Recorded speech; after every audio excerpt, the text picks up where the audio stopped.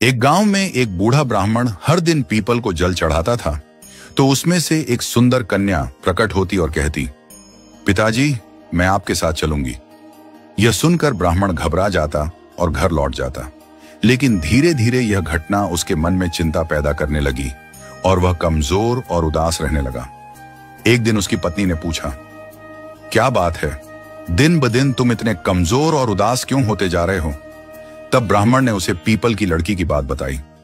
यह सुनकर बूढ़ी औरत हंस पड़ी और बोली, जहां पहले से 6 बेटियां हैं, वहां एक और सही, कल उसे घर ले आना। अगले दिन ब्राह्मण पीपल के पेड़ के पास गया और लड़की से कहा, बेटी, चलो हमारे घर। वह खुशी खुशी उसके साथ चल दी। घर लाने के बाद बूढ़ा ब्राह्मण गांव में आटा मांगने गया तो पहले से अधिक आटा मिला। बुढ़िया ने आटा छानना शुरू किया तो लड़की बोली, मां, मैं छान देती हूं। जैसे ही लड़की ने आटा छानना शुरू किया, परात आटे से भर गई। फिर जब बुढ़िया ने खाना बनाने की तैयारी की तो लड़की ने आग्रह किया, आज मैं रसोई में खाना बनाऊं? बुढ़िया पहले तो डर गई और बोली, नहीं बेटी, तू जल जाएगी। लेकिन लड़की नहीं मानी और रसोई में चली गई। थोड़ी देर में ही उसने 36 प्रकार के व्यंजन बना डाले। जब पूरा परिवार खाने बैठा तो पहली बार सभी ने भरपेट भोजन किया।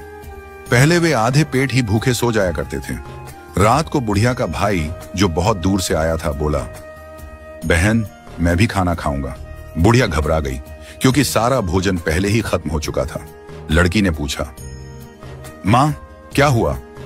बुढ़िया ने चिंता से कहा, बेटी, तेरा मामा आया है, लेकिन अब उसके लिए खाना कहां से लाऊं? लड़की मुस्कुराई और बोली, मां, चिंता मत करो, मैं बना दूंगी। वह फिर से रसोई में गई और मामा के लिए 36 व्यंजन बना दिए। मामा ने तृप्त होकर भोजन किया और बोला, बहन, मैंने अपने जीवन में इतना स्वादिष्ट खाना कभी नहीं खाया। बुढ़िया ने गर्व से कहा, भाई, ये मेरी पावनी बेटी ने बनाया है। रात होने पर लड़की ने कहा, मां, रात को चौका साफ कर देना और दिया जलाकर रखना, मैं ऊपर कोठे में सोऊंगी। बुढ़िया डरकर बोली, बेटी, वहां तू डर जाएगी। लड़की हंसकर बोली, मैं नहीं डरूंगी मां, मुझे वहीं सोने दो। आधी रात को लड़की उठी और चारों ओर नजर डाली। जैसे ही उसने अपनी दृष्टि घुमाई, पूरा घर धन धान्य से भर गया। सोने चांदी की मोहरें, गहने और बहुमूल्य वस्तुएं प्रकट हो गईं। इसके बाद वह घर से बाहर जाने लगी। तभी बाहर सो रहा बूढ़ा ब्राह्मण जाग गया। उसने पूछा, बेटी, इतनी रात को कहां जा रही हो? लड़की मुस्कुराकर बोली, मैं दरिद्रता दूर करने आई थी। अगर आप चाहें तो मेरी कृपा का लाभ उठा सकते हैं। बूढ़े ब्राह्मण ने हाथ जोड़कर प्रार्थना की, बेटी, कृपा करो। लड़की ने उसकी झोपड़ी पर दृष्टि डाली और देखते ही देखते उसका घर भी धन धान्य से भर गया।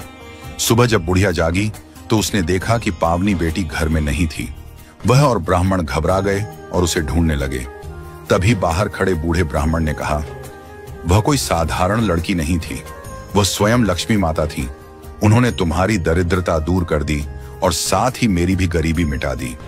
बूढ़ा ब्राह्मण और उसकी पत्नी हाथ जोड़कर बोले, हे लक्ष्मी माता, जैसे आपने हमारी दरिद्रता दूर की, वैसे ही सब पर अपनी कृपा बनाए रखना।